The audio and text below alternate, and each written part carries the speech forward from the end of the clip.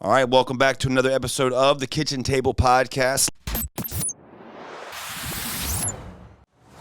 Live in studio, and we have two young 25-year-old entrepreneurs here from Baltimore. Yes. I won't hold that against you guys, man, but you know, you guys all got you guys got your wallets. You good? I'm just not kidding. Originally from Baltimore. I'm just kidding, man. Look, Baltimore, don't hate me. Look, we all know that I'm probably the only felon in the room. So, I mean, like, you know, I can make those kinds of jokes. A few years ago, it would have been me that would have been running out the door with them. So, but in all seriousness, Baltimore, I don't have the best relationship with Baltimore, but that's my own doing. So, but fortunately, we're here to talk about business and entrepreneurship. And entrepreneurship is the only place where someone like myself can rebuild over and over again and make the life for myself that I have, and subsequently for my people. You're in my building, and you guys are 25 years old, and you're doing the damn thing, man. This is your first business, right? First business. Yeah, first one that's really done anything. Had a T-shirt brand in high school.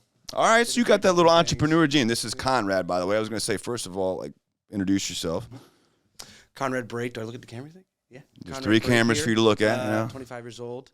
Played Division I football at the University of Pittsburgh. Hell yeah. Towson. That's where me and Ryan met up at.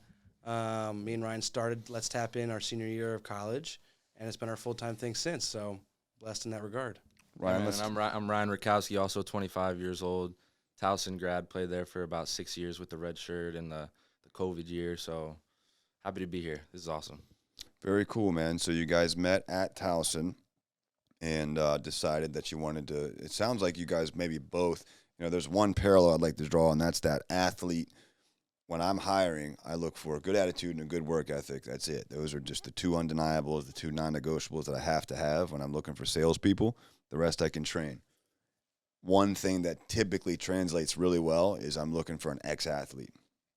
Competitive spirit, stick-to-itiveness, and undeniably, like, those are the folks that when you're going door to door, you're going up against another pack of sales folks, you want to be the best, right? So I can't help but wonder if some of your athletic background has played into your current success.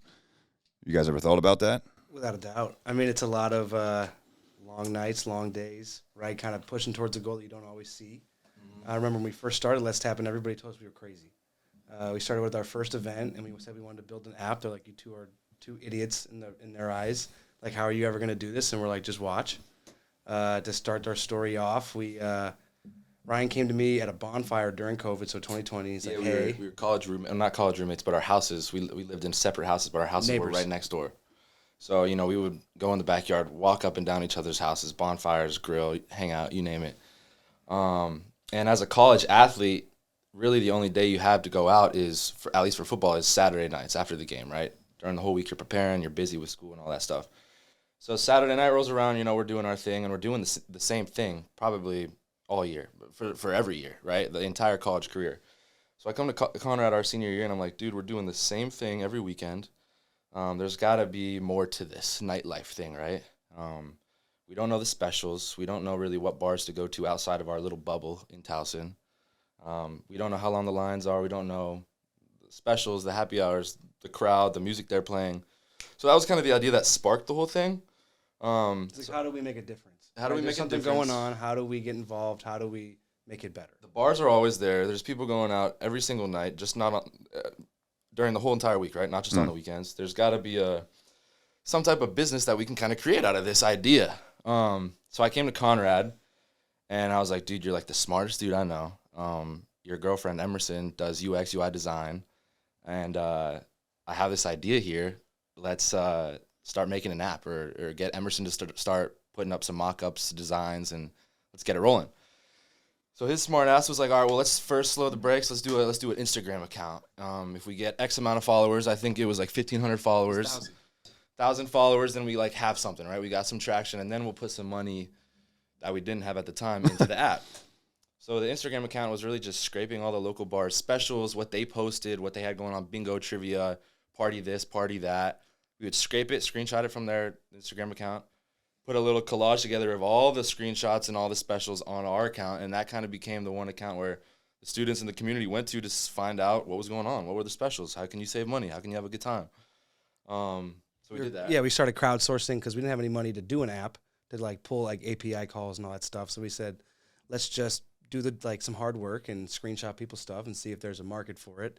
To give you some background on young entrepreneur shit is like, as an entrepreneur, you have ideas, right, that you think are going to be successful, but it really isn't up to you. It's up to the market, right? So you put your ideas out there, and you have to let the market dictate, is this a feasible business or not? So we said, okay, if we get 1,000 followers, there's enough people that let's try to build an app.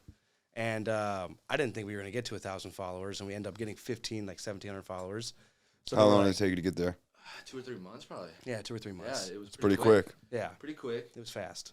So there was an obvious need in the market. Yeah, and people 1,500 people thought so anyhow. Yeah, in the small Towson college town. So we were like, okay, there's something here. So then we were like, how do we build an app? We had a few meetings with people who we knew were a few steps in front of us, who had already built apps and had stuff kind of going on. We booked a few hour-long meetings with them, and they're like, do not pay anybody to build this app. You need to go use these new websites called like it's called Adalo. There's another one out there. I don't know the other one. We There's use a few Adalo. bubble.io, and it's kind of like Wix. So it's like there's some background technology understanding of like how databases work with the front end and how the whole thing works. So we spent a few hundred hours on YouTube learning it, and we built it ourselves for free. Your own app. Yeah, I think we started building it late November. probably like late November, and it was in the App Store mid-January. January. Yeah. Wow. 2 or 3 months It later. was a mistake. So before the App Store was this thing called App Store Connect, which is like your testing portal. We didn't know what we were doing, and we pushed it right to the App Store. And we were like, it was like half finished. yeah, we just didn't. I mean, it was just amazing because like I remember being home on break I'm talking to my parents, and I'm like, I just put an app in the App Store. Yeah. You can go on your phone right now and download my app that we built right on the weekend. Was that one still half finished though?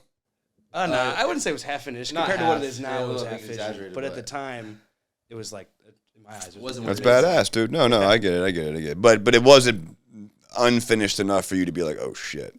Right. Oh no, we had problems. I mean, we got hacked in the first week. Yeah. There was Yeah, Oh, there yeah. was he calls me in the middle of the night. I'm sleeping, and my girlfriend answers, and he's like, "We're getting hacked right now. We're getting hacked right now." And I'm like, "What are you talking about?" He's like, "There's Chipotle BOGO all over the there's some app." weird coupons. And they were hacking into our back end and dumping like Chipotle BOGO coupons in there. It's like a photo, right? So then all of the drink specials and all the bar cover images for these Chipotle. It's a fun inside joke between us. But that was the first issue we ran into doing the software was like. So doing that yourself, how do you fix that? Not that I want to hear the technical stuff. How much of a pain in the ass was that? It was horrible. We had It to was move bad. off the platform because of it. Yeah. Yeah, so that no-code option that got us up off the ground got us like 3,000 users. Wow. But like, it just wasn't feasible to scale or really have a good product. So shortly after, though, it was in the App Store. Actually, probably before it was probably in the App Store. We were going to all these, bars that we had uploaded to the platform, meeting with the owners, meeting with the managers, because we had known them for years just by going to their bars throughout college. So we booked meetings with them. Hey, manager at Backyard Rec Room, we have this idea. We have this app. Check it out. Would you be interested in, getting onboarded? We can make you an account, and you can upload all your specials, all your activities, what you got going on throughout the week. Let's try it out. If you don't like it, you just don't have to use it. So we got all of them onboarded in the Towson area. All of them onboarded. They were all using it, all uploading them. And this one particular bar called CVP, Charles Village Pub in Towson, they were like, hey, I love the idea. Onboard me, get an account. So they were like, yeah, our Thursday nights suck. We love the app, but our Thursday nights suck. Can you guys get more people in here? Maybe throw an event or two. We need help with foot traffic. You guys are on the football team. You guys know a lot of people. You're seniors. Help me out in that aspect, maybe. So we were like, okay, that's an interesting idea. Let's throw a party. And then let me backtrack a little bit. There's two kind of sides to the app. There was at least a bar side where the bars had accounts, and then the users can then go see what the bars were uploading. So then So you brought the two. You've got one side which is for the bars to do what they need to do and upload their stuff, and the obvious benefits for them and why they would do that. Because now if you've got everybody but them, now their specials aren't uploaded, and they're the only ones that aren't on it. So that was smart. That was a smart play. And then you have obviously the users who want to see those things. Right. So And then the specials and the activities and all that stuff were easy to kind of get uploaded by the bar owners and managers. But the hard part was kind of getting how long is the line and how many people are there and what music they're playing, right? yeah, I was curious about that. How do we do that? And so Waze, the driving app, does it beautifully, right? With pointing out, hey, there's a cop here, there's a speed camera here. So we just crowdsourced all the information from the users. Hey, when you get to the bar, college kids, rate it. 5 main metrics: line weight, crowd type, drink quality, drink price, and music. 1 was very low, so like if you rated it a 1 out of 5, there was no line. If there was a line, then 5 out of 5, big line, and that's kind of how we did it. Wow. That's the software side. So Yeah, that's the software side. To keep this thing going, because we could talk for forever. CVP asked us to do events, and we were like, okay, right? Like I had some promo experience from like my early college days. We were like, all right, we're gonna figure out how to make some money here. So we decided to say we're gonna throw an event and we're gonna charge cover. We're gonna sell tickets, and everybody was like, that bar sucks. No one's gonna go there. What's gonna make it different? So we sat down and we said, okay, what can we do to make it different? One of the things was the music, right? It was that post-COVID.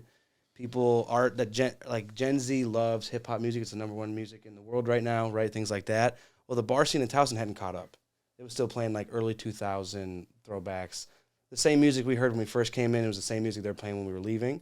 So we're like, all right, we're gonna do music different. We're gonna do 18 up. So it's the first place that people could go 18 up in Uptown. Wristbands, of course, right? Yeah, a lot of safety there. There's a lot of drama there along the way, but. I have no doubt. Yeah, and then we did our first one, and we did 450 people, right? Made a little bit of chunk of change. The next week, we did twice that. So what is that? Probably 700 people the next week. Yep.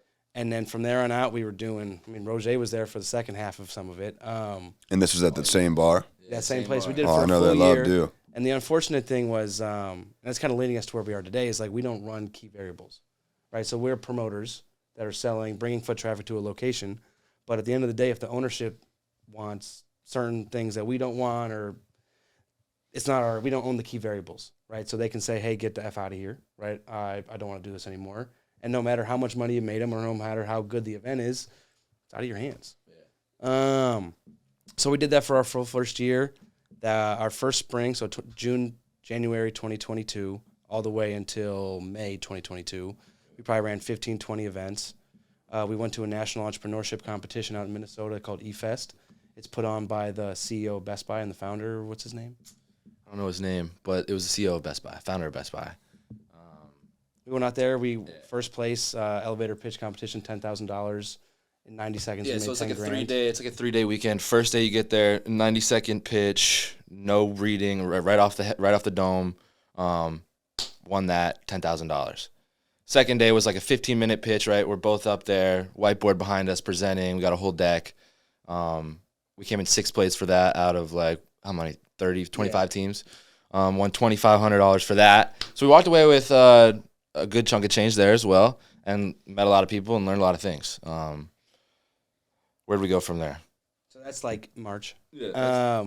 Of last year? Yeah, March of last year. And then we go into the summer. Now you've got a little 12.5 or so. You got $12,500 bucks. From a nice competition. And it kind of... And of course, you made some money at this point. Of course, yeah. So you have some capital. We probably made $65,000, $70,000. Has this thing gone green at that point? Are you in the black? Are you in the red? I mean, where are you at that point? We've always been in the green. Yeah. We started All right. So it was like with no nothing. cash, Yeah. and Okay. The events are what kind of started allowing us to do the software. Yeah. Wow. Okay. So Hell then yeah, going man. into So summer- totally into profit. Yes. Yeah. Get the chunk of change, and then hey, it's time to hire a full stack development team, because what we built, right? We're not coders, right? There's a lot of holes in our technology. Hire a development team, have them work on it full time. So we did that, found the right people for it. And that's going into the fall of 2022, so last year. Yeah. And they make it what it is today. And we picked up our second big client then too. Not to cut you off. Yeah, go ahead. Yeah. So in the fall, we picked up our second big client. So now we're doing not just one event a week, we're doing 2, which pretty much helped us double our income at that point. Okay. And then we were able to bring on more people onto like a weekly team, so that because at some point people you got to keep it fresh, right? So we brought in people like Roger to boost our content, right? Coming in as a professional angle, we can focus on the sales marketing side, bring people in things to do like that. We ended the fall of 2022 on a super high note. I mean, we were probably closing in on 8,000 to 10,000 users on the app. Yep. We had probably ran, how many events did we ran last year? 60? Yeah, a lot. Ran 60 events, did well over 6 figures in revenue. And then going to this year, and our focus this year was on scaling. So this year, our focus on was how do we get out of Baltimore because we kind of did everything in Baltimore. We signed a contract with Power Plant Live. We worked with all the I was bars. going to suggest that when you were saying that you don't have, but I was like, you've got some contracts, you know. Yeah. Yeah, At and least that's you why. can like, hey, like, we're here for 6 months, but if you do boot us, you're going to pay X or Y or whatever. Yeah. And we tried to bring some contracts to like some of the original venues we worked with, and they're like, we don't even want to. We have nothing to do with the contract. Right? Yeah. We want everything under the table. Of course they don't. Yeah. They were trying to fleece our pockets for $1,000. Yeah, Right. And it's like, is this real? Yeah. How adults do business, right? As like a young college kid, you don't really realize that like the real world is it's not all sunshine and rainbows. Yeah. No, and a lot of people these have these businesses. You know, just because you own or inherited a business doesn't make you either a successful entrepreneur. That word gets tossed around way too loosely. But the same holds true for like, you know, this vertical I'm trying to break into, the coaching, you know, the guru side, which I don't like saying that word, but that's what they joke about, right? Like, you know, one of my coaches, Andy Elliott, Ryan Stewman. You know, Andy's the guy that's like drawing on people's stomachs and stuff like that. Take your shirt off and all this other craziness. And he knows that gets clicks, but there are guys that have never made a fucking dollar and go and pay someone to take pictures, make their site look good. Maybe daddy's got some money. I don't know. Yeah. And they're over there like flexing with rented watches or whatever, fake watches, Whatever it is, rented yeah. Lambos, talking about, you know, hey, you should hire me to teach you how to do what? So it's just like very refreshing to see you all, but you know, the other side of that is there's also those same types of people in the construction industry, in the bar industry, but you can usually spot it and measure by measuring what they've accomplished. Like some of those bars, I don't know the nightlife scene like that, but like you're only going to get so far. I say that having a wife who is an attorney who's told me some crazy stories about some of the biggest businesses, and if I said their names, like I'm talking huge businesses. Huge. So big that the government would not allow them to fail big, like put on compliance plans for just having no earthly idea how to run a fucking business and just blowing up overnight. I mean, seemingly, I would imagine. And then it's like, well, we can't.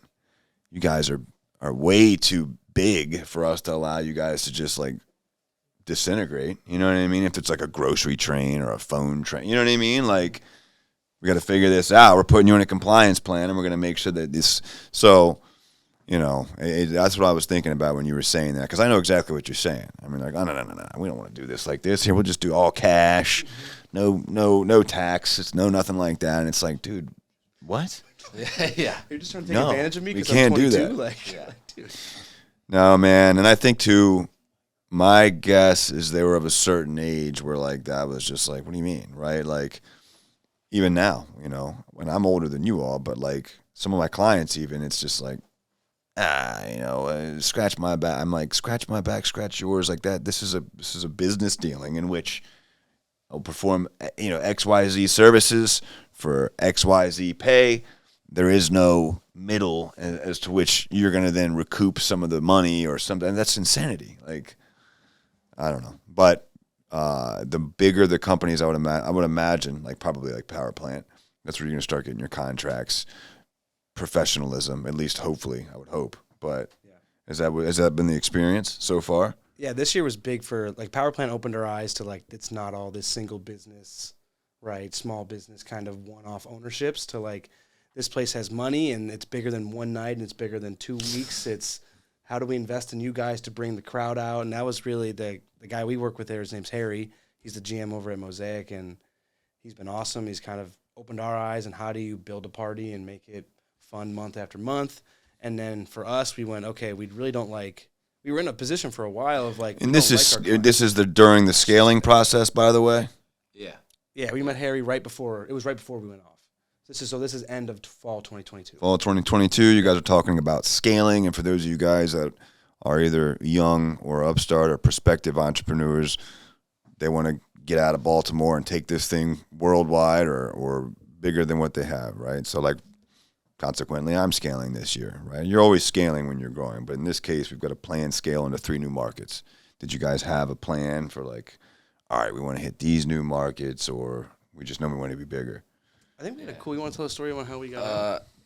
Well, there's a little bit. It's a little bit of a long story. So, You want to start with the fail? I and then guess win? yeah. The fail was so one of our advisors, Patrick McCown. Is that the story you're talking about? Where we went to him and said, "Hey, we want to be at 7 different locations in cities by the end of the summer in like 3 months," and we were being ridiculous. I mean, we were just being immature and whatever you want to call it. We were just being, we just didn't know any better. We were just motivated and wanted to hustle, and we just wanted to get after it. And obviously, that's way harder than said. So right now we're currently in Knoxville, Tennessee, Hell yeah. University of Tennessee, Columbia, South Carolina. So the Gamecocks. So you're gonna, first and foremost, smart move. Let's focus on Focusing college towns. on universities, big college towns. We found out in the process of scaling, the southern states kind of love this a lot more than the northern states, which is, hey, we're here for Awesome. it. It's Yeah, that's right. It is. Yeah, It it is what sounds it like that's a lot more fun. Tampa, Florida is one of our cities and states we're in. Syracuse, New York. Morgantown, West Virginia, if I'm missing anything. I was going to say Morgantown. I'm surprised if they didn't, but right. You had a story you want to tell. I'm not sure which story you're thinking of. I was thinking of like the example he talked about. We wanted to go to 7 markets in the summer of 2022 because we were on the top of the world. We thought we couldn't lose. So we go out to College Park, Maryland. We go out to Delaware. What are they? Delaware University. Yeah, UD. Yeah, UD. And we're like, hey, we're gonna set up weekly parties at these 2 cities. We go in, guns blazing, talking our shit, and we fall right in our face. Don't book anything, right? We're sitting at bars for 7 hours waiting for owners, have good meetings, and it just never goes anywhere. And we're like, ooh, okay, we need to figure out how to do this differently. Yeah. Right? Yeah. So then we sit over January break, so going into January 2023, and we're like, okay, how do we get involved in the community and make some money doing it? And we said, hey, these southern schools have these big frats, 130 brothers, they're paying $5,000 a semester, right? They host big events. How do we get involved in that? So we put together a package. I thought we had a name for it. Like a package that covered, because we had a bunch of production assets, so think Cairo, lights, things like that, audio. So we had like a production package, we had a media package, we had an entertainment package, and then I think we even had like a booze package because we have a contract with Chesapeake Beverage. And we just reached out to as many fraternities as we could. We got bounced around, like one school would be like, hey, my frat doesn't want this, but you should talk to these guys. So we got bounced around a little bit, and we ended up hitting 3 schools in January or the spring of 2023. And how we did it was they would book us to come out and do production, media, and sometimes beverage for their large-scale events. And for us, it kind of gave us An opportunity. Yeah, it gave us a serious go to opportunity to kind of see the lay of the land, see the different bars that was, around all these different frats. Where were the college kids going? Is there anybody to talk to at these different bars, right? It was kind of like a whole, what's the word for it? But, I mean, we were just looking around. We were being adventurous, curious. and it was paid for, right? So we found a way to I was get going to paid say, to go right. there, not That's smart. spend money Kind out of doing pocket, 2 for 1 there. Scope out a location, promote your app, talk to potential customers, meet. Like what we would have is we would go somewhere, and then the social chair of Pike or whatever would introduce us to all the bars he's been going to, right? So it's I was going to say, you got the right folks to put you in the right direction of the right bars. So So instead now of us- not only you're going there to scope out and like, all right, let's take a look and like, let's learn this. I got a new target demo, and I got to learn it as quickly as I possibly can, or at least I'd like to. I'd like to not spend a shit ton of time figuring this out. Who's the best source that I could possibly find on what are the popular bars around here? Fraternities and sororities, dude. Yeah. Shout out Sig Tall, even though, we were over on Frostburg, man. That was probably the beginning of my end, but it was still a good time. I love you guys. But that's my fault. That's not theirs. They didn't force me to do anything. Hey, man, you only live once. Put it out there. It's a good fraternity, man. It was a lot of fun, man. I tell you what, I enjoyed the hell out of it. I was actually I went to Maryland first, and this is a sad reality. I went to the University of Maryland. I commuted there, so I fucking hated it because I was like, this sucks, dude. Like I'm not getting the college. Well, I liked the campus. I just didn't like that I didn't live on campus. And you're right, it's not. But I mean, like, in terms of nightlife and stuff, it's definitely not Baltimore. And all the shit I just gave Baltimore, which was a joke, but like again, it's most of my background. I was perusing the places in Baltimore you definitely don't want to go, but I did. But Baltimore nightlife is dope. It's jumping. So like that, I can tell you, my ass was driving up there when I was probably a little younger, but we were going there all the time for the nightlife. So that's smart. But I went from Maryland to a D3 school, Frostburg, Maryland, which is Nowhereville, Western Maryland. Like went from 37,000 students to like 7,000 students. It's about 40 minutes from Morgantown. So if you wanted to go into the city, you're going to West Virginia. But I loved it, dude. I followed my little girlfriend at the time that I was going to get married to, and all. She's married with 3 kids and somebody else. You know what I mean? But you know how it goes, right? That's how it goes. All the guys like that one, huh? It's all good. I'm happily married myself now. But you know what I'm saying? I moved across the country, but that was me. In my day, at your age, I had absolutely zero ambition, zero direction. I had ambition. I had no direction. So good for you all for applying that. And I was always a big idea. So we run something called EOS. And I don't know if it would be applicable within your business, but it's probably applicable in any business.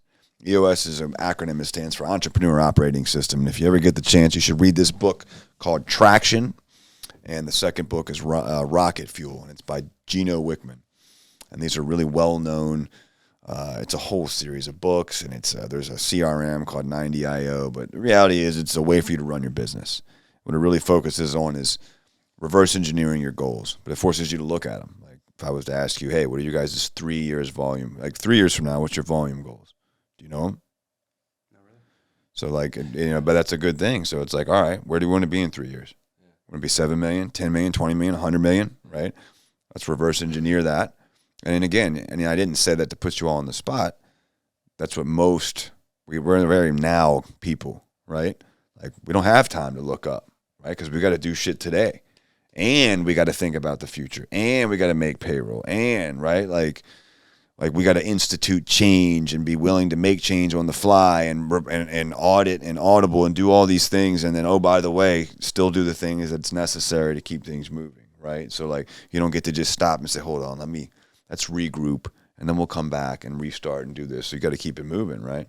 So it's something to consider, if nothing else. I think I'm a big advocate for knowing your goals, and I kind of already was, but this does a really good job, and that's because I was a big mentorship seeker.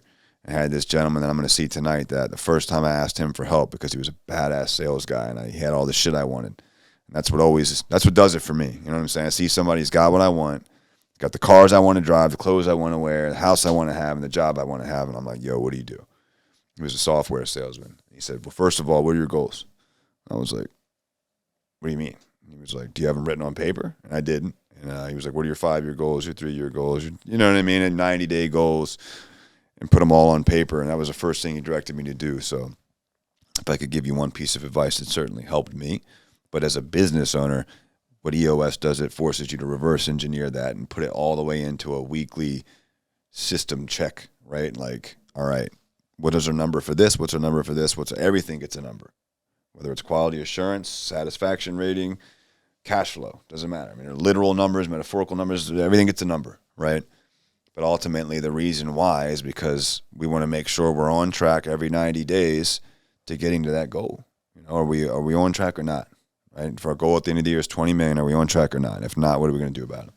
So it's a cool tool to institute. Again, I don't know, but if you're listening to this and you do own a business, it is something that, and I can help you guys DM or comment, can send you to some people that can help you, or you can just read the book, right?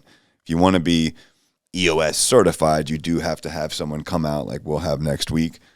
I don't know that that's that's necessary for you guys right now. You can read the book and get a little firm grasp of it, and it'll help you institute that stuff. But so take me through your scaling process, and you're figuring these things out without any of that stuff, right? Like you've just got true blue entrepreneurial spirit, and you're out hustling. And that's what I call that, dude. You're out hustling. You know what I mean? And that's fucking awesome, right? So you're getting out there, you're hustling, you're getting shit done, you're finding you're business savvy because you're thinking, who do I need to talk to find the right bars? For fraternities and sororities, probably having a fucking good time, if I had to guess. Probably wasn't terrible. Oh, they're fun too. They're long drives. We're driving 8 hours, 12 hours in a car to Columbus. Driving everywhere. Oh, everywhere. Ooh. Drove everywhere except for Tampa. We flew to Tampa. Yeah, Tampa's beautiful, by the way. That was one of those gigs we made like $600 on the gig, but it brought us like probably 10 grand in business just because we flew down. Yeah. So we lost money on the initial trip, and I remember Ryan's like, yo, like, we're flying down. And I'm like, nah, it's going to lose us money. Like, let's not do it. He's like, you're being cheap, right? Let's do this. And I tell him to this day, it was one of the best moves we ever did. And it kind of taught me of, you have to show up in person. People buy from people. You got to be there. You got to shake their hand. You got to show them a good time. And once you kind of show that maturity and that competence, they feel much more comfortable with you.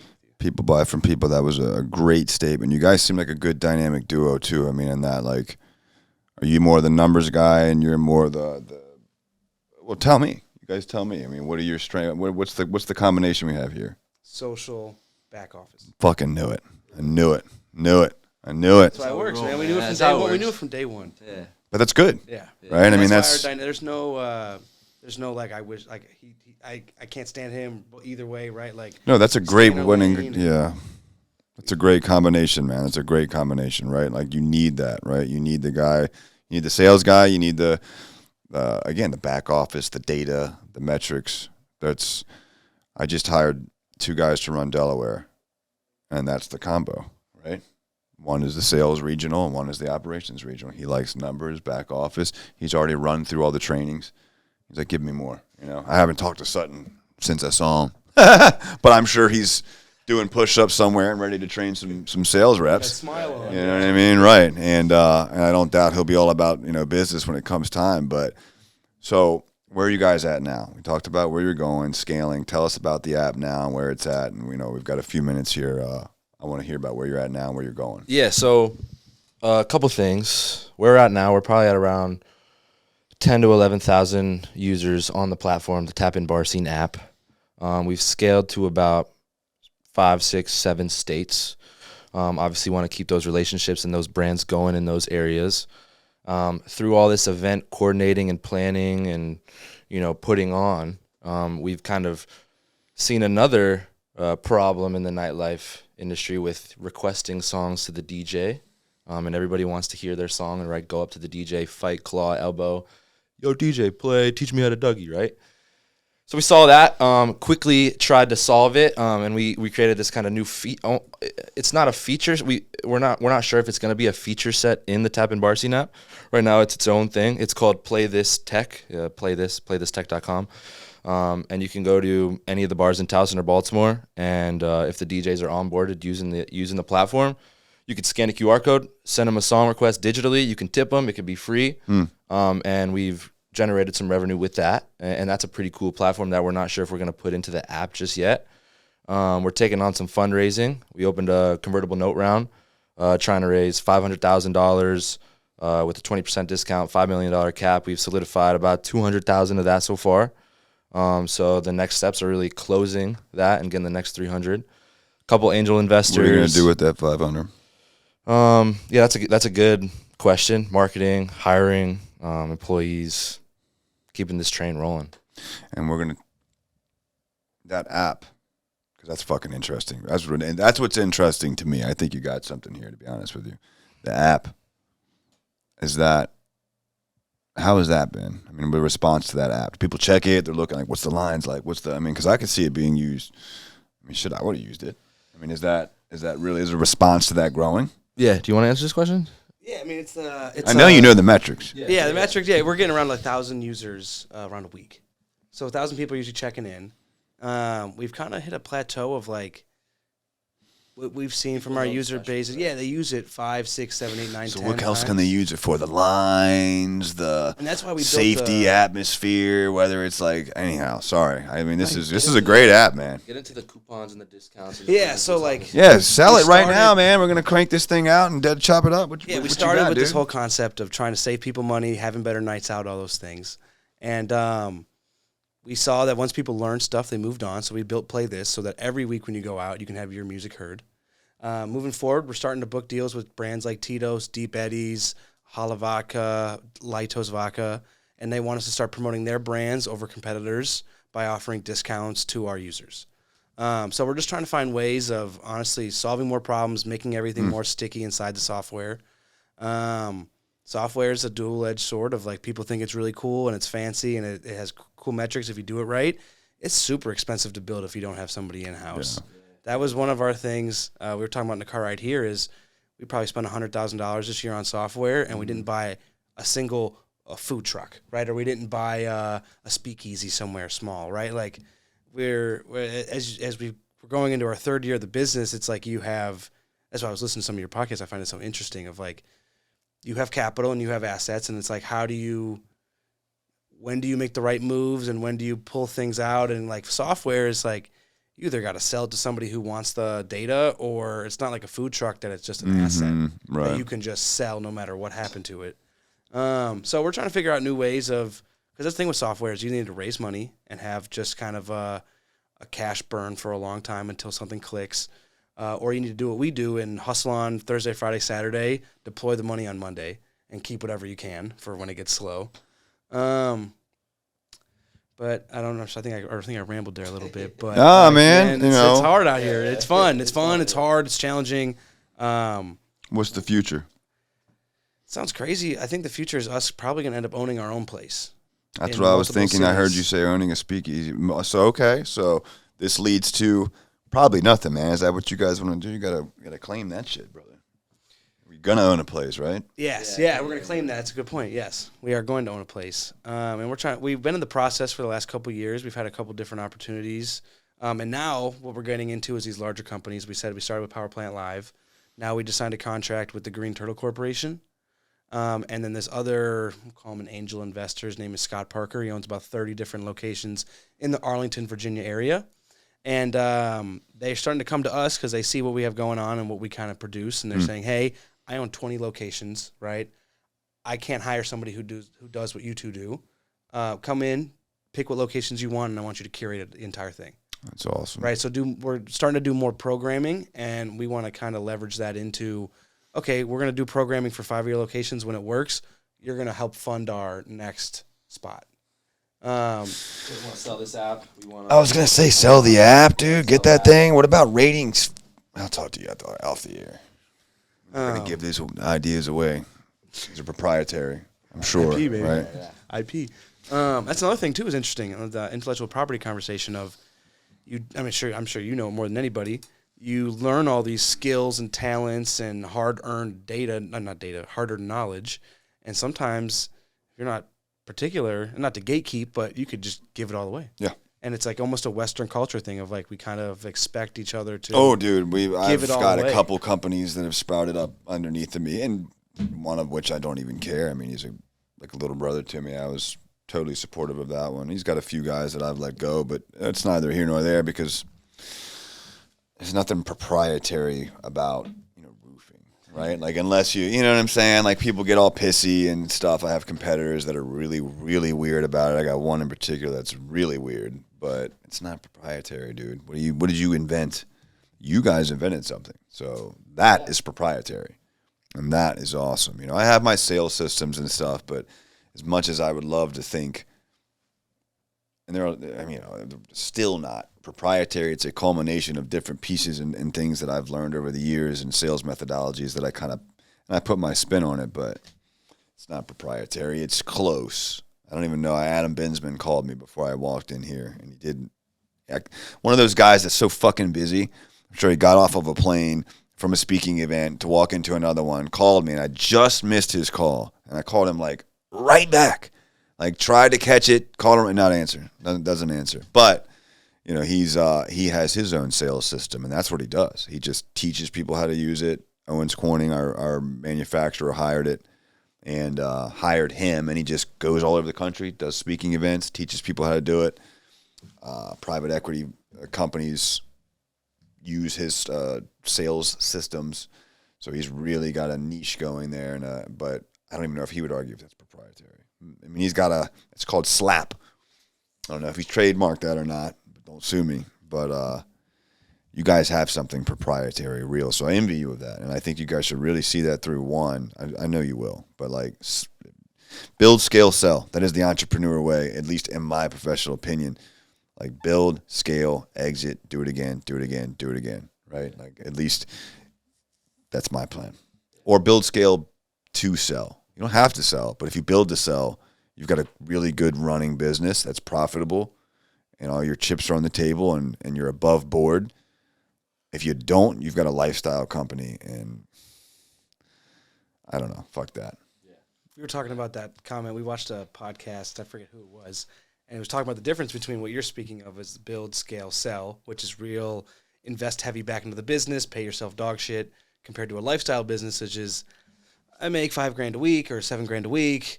I work 3 days a week. I have a good thing going, right? And I just hang out and have a lifestyle. Yeah. And it's really like as 25-year-olds, we go back and forth of, Oh, that would be hard. right? You know what I'm saying? Oh, that would be so much fun. You know what I'm saying? That'd be It's hard. just different things, right? Like we don't make any good money. Every dollar we make goes right back in. Good. And there are days where you're like, dude, I could make 3 times what I make right now, working for another company doing a third of what I'm doing, or not third, but maybe a half what I'm doing now. And it's gotta stay strong, baby. Yeah, that's right. You got to stay hang in strong. there. And look, if I could give you guys one piece of advice because you're already doing it is get those numbers drawn up. You know what I mean? Give yourself something to really like.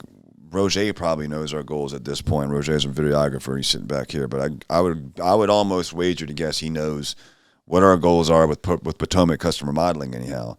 Like he knows our number of goals and our exit date. Probably, right? What is it? I don't know the date, but I know we're trying to go to 65 to a million. $1 million, no, 65 to $1 million. $1 million gross as the exit, but that's going to be, $1 million exit, $100 million exit, $50 million gross, $10 million EBITDA, right? Which is earnings before interest, taxation, depreciation, and amortization. But that's what they're going to make you. That's what they, being private equity, are going to look at and say, okay, this is what we determine your worth, right? Because you can have a $100 million company, but if you're only running a 10% net, you've got in their eyes, you've got a $10 million company, right? But you might be running a 20% net. Now you got a $20 million EBITDA. Now you're fucking really cranking, right? And they're like, oof. And that determines the multiple by which they are going to offer you, right? Like, if they were going to buy your business was $2 million in EBITDA, and they're like, look, we'll give you an 8x return on that $2 million. That's $16 million, right? But if you can get a 10x, it's $20 million, you know? So that's the game. If I could recommend a book, it's called The Private Equity Playbook. That's a good book.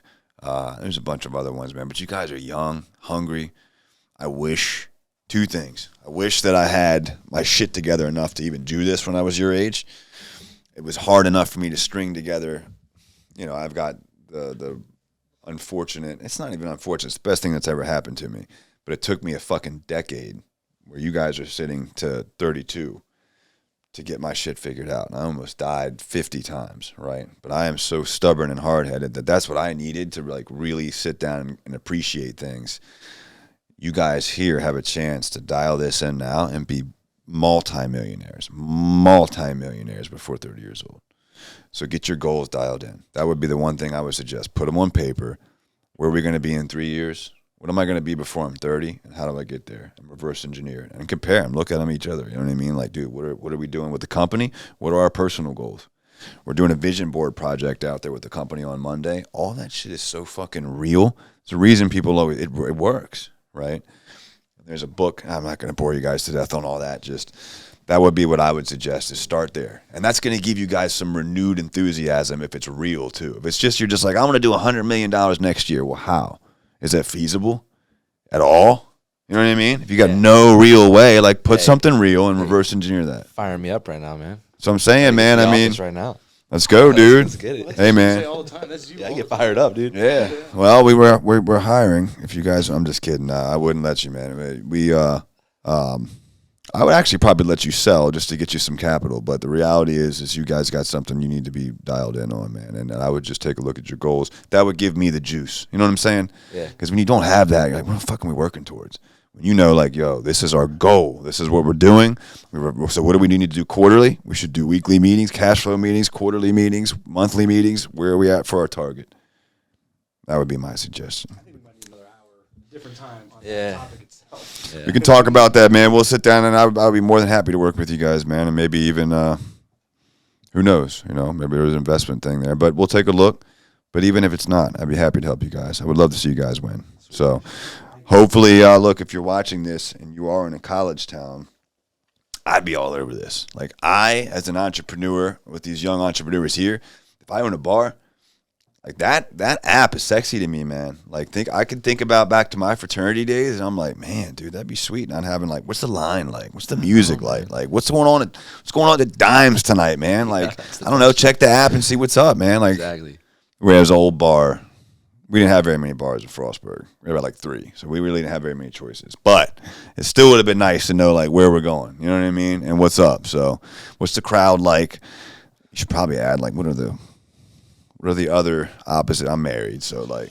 Well, no, that was actually a thing. Like, how many female males? Yeah. How many female to males? go And that what's the route. scenery? Yeah, What is the scenery? Yeah, I don't know. There was a Is it hurdle good, there. bad? Yeah. There was A litigious hurdle? So yeah, I didn't make it in the app. It was an idea. We had that though. Yeah. For sure, yeah. Boys, well, my wife's an attorney, so I'm sure we can take a look at that too. But we gotta cap it. Where can they find you guys? Do you have a website, Facebooks, all that? Yeah. Our Instagram is let's_tap in. Our website is letsalltapin.com. Play This is, if you want to do a song request and you're out at the bar, go to playthistech.com. It might be in your location. TikTok is the same as Instagram, let's_tap in. That's really it. What That's is all we your got. personal Facebook and Insta? Yeah, Facebook is the same thing as it's let's_tap in. My personal Instagram is RyanRutt8. What about you, homie? Mine's CBreak33. I'm only laughing because his entire personal Instagram is Roger's photos from our events. So it's like we hire him for our events, but he's like, Ryan gets a personal photography. Now he looks like a model on his Hell yeah, pictures. man. Funny. Hell He's yeah, not- dude. He knows. Perfect, dude. I know the pain, man. Having some, him following you around taking pictures, but he takes good photos, man. Oh, heck yeah. Heck yeah. Did you already say yours? Yeah, Beautiful. CBreak33. CBreak33. All right, gentlemen. Thank you guys so much for stopping by. Thanks for having us. Great Very time. cool. Yeah, dude. Awesome.